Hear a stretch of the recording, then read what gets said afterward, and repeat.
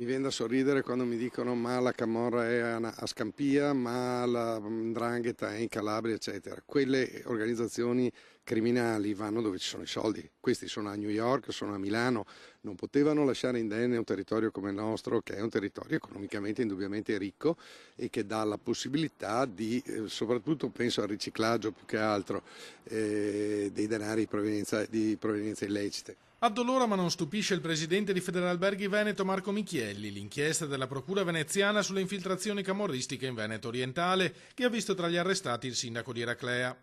Qui da noi, ricorda, è una storia dalle origini antiche che risale almeno al rapimento Pasti del 1981.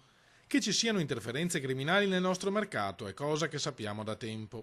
Il problema vero è che queste persone che cadono nelle maglie di queste attività criminali, quello è il termine, di queste attività criminali si estraneano da quella che è la normale competizione. Sono persone generalmente disperate che si aggrappano a questi mezzucci o espedienti per sistemare loro situazioni particolari e tutto fanno fuorché venire a parlarne con le associazioni di categoria. Ovviamente non vanno dalle forze dell'ordine, si figuri se vengono le associazioni di categoria. Sarebbe però sbagliato e devastante, avvertono gli albergatori, descrivere il Veneto orientale come un luogo dove la mafia scorrazza liberamente e controlla l'economia del territorio.